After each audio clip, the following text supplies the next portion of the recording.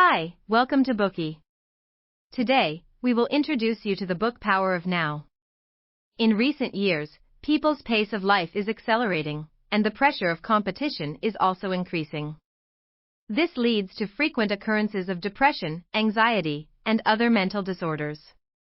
According to the Global Emotions Report conducted by the analytics company Gallup, over the years, the social negative mood index of global respondents has increased year by year, and people around the world are more depressed, angry, and scared than ever.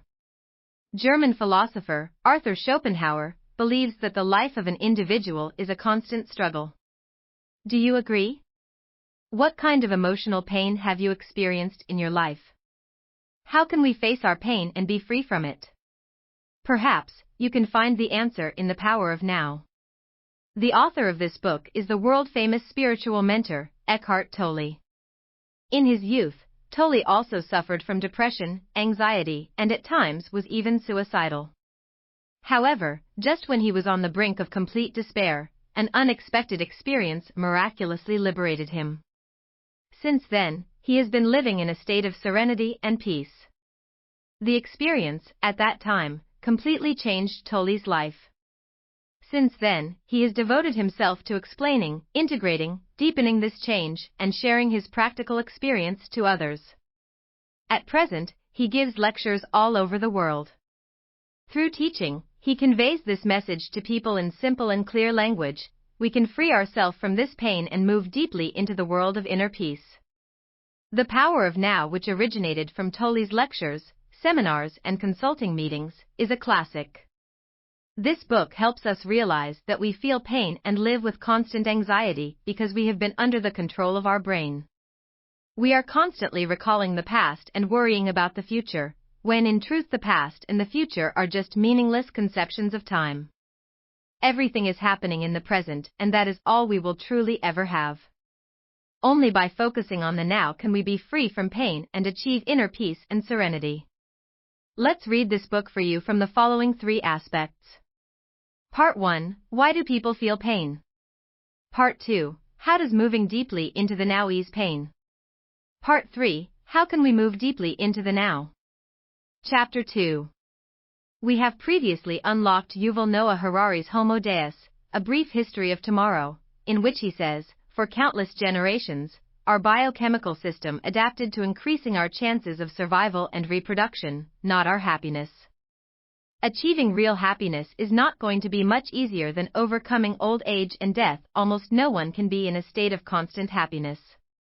There will always be moments when we are in great pain. What kind of pain have you been through? Have you ever wondered why we experience pain? What is the cause of our suffering? Pain is the result of our state of mind. The mind is a tool of your brain which may help us if we use it correctly. If it is not used properly, it will bring us a lot of pain. Let's take a look at how our minds create pain for us. First of all, our minds are controlling us. Our minds are best at constantly associating through comparison, analysis, judgment, which results in the incessant creation of ideas that come and go. If you have ever come across a mentally disturbed person on the street, you may see them incessantly talking or muttering to themselves. You might think, why do they talk so much? They are not so different from yourself actually. Your stream of consciousness is likely just as active as theirs. The only difference is, you don't verbalize it. Now, take a moment to observe your own thoughts. What is going on in your mind at this moment?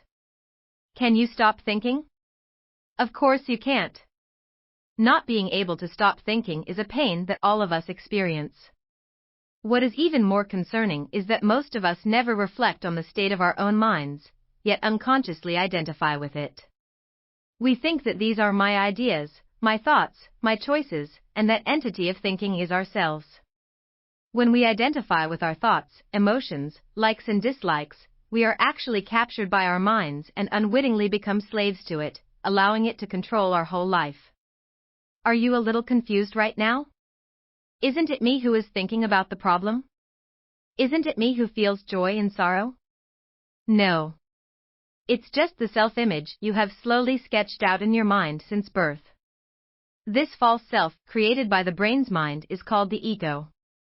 The ego is an illusion, and it has been living in a state of fear and lack.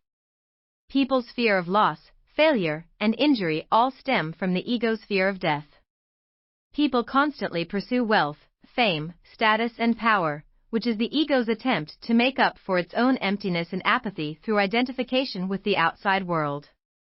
People often feel lonely and lost because of the existence of the ego, which blinds us to who we really are. Therefore, the more people identify with the ego created by our minds, the more agony they will feel.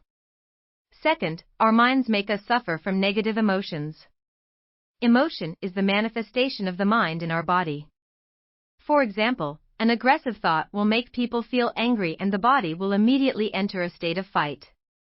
When threatened, people feel frightened and the body will instinctively become smaller. We usually are not consciously aware of our thinking patterns. We feel an emotion, then realize what we are thinking. Being unaware of our emotions and controlled by our minds causes us to experience more pain and suffering. The pain caused by negative emotions can be divided into the pain of the now and the pain of the past. The pain of the now comes from the resistance to the status quo, and the degree of pain depends on the intensity of that resistance. For example, in a relationship, when the two parties break up, it will be more painful for the one who cannot accept the fact of the breakup. The more they resist, the more painful it will be. If the pain of the now is not resolved in time, it remains in our bodies and accumulates with the pain of the past to form a negative emotional energy field, which Tolle calls the pain body. In most cases, the pain body is dormant. With the passage of time, we seem to feel less pain, but in fact, it is not reduced, but hidden in the body, lying dormant. When we experience a situation in present associated with the pain of the past, the pain body will be triggered. What motivates the pain body may be an idea, a glance, or simple throwaway sentence someone says to us. Once it is triggered, the pain body will elicit an over-the-top negative response. A normally sane person suddenly transforms into a destructive stranger, causing grief for themselves and those around them. For example, when couples quarrel, it is common for them to remember the wrongs the other has committed in the past and bring it up in the present argument. This causes a bigger fight between the two, mutual losses, and can even lead to the destruction of their relationship. This is the consequence of a triggered pain body. Finally, our minds trap us in time. If you observe the thoughts in your head, you will find that most of the thoughts are either memories of the past or expectations for the future, such as, I met an old classmate yesterday. I'm going to see a client tomorrow. When I become rich, I will travel everywhere. When this child grows up, I can finally relax. The mind always unconsciously focuses on the past and the future. Because we are identified with our mind, we are consumed by the past and the future, locking us in the trap of time. Our negative attitude is in part a result of falling into a time trap instead of focusing on the now. Anxiety, tension, stress, and unease are caused when our minds pay too much attention to the future and not enough attention to the now, while guilt, remorse, sadness, and resentment are caused when our minds pay too much attention to the past instead of the now.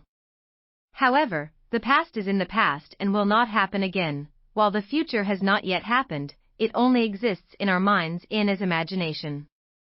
The only thing we have and can grasp is the now.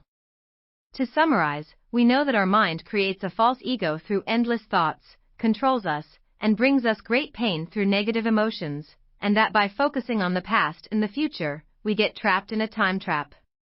Therefore, as long as we agree with our own minds, we will always live in pain. So how can we get rid of this pain? You have to move deeply into the now. Today we are just sharing limited content. To unlock more key insights of world-class bestseller, please download our app. Just search for BOOKEY at Apple Store or Google Play. Get your free mind snack now.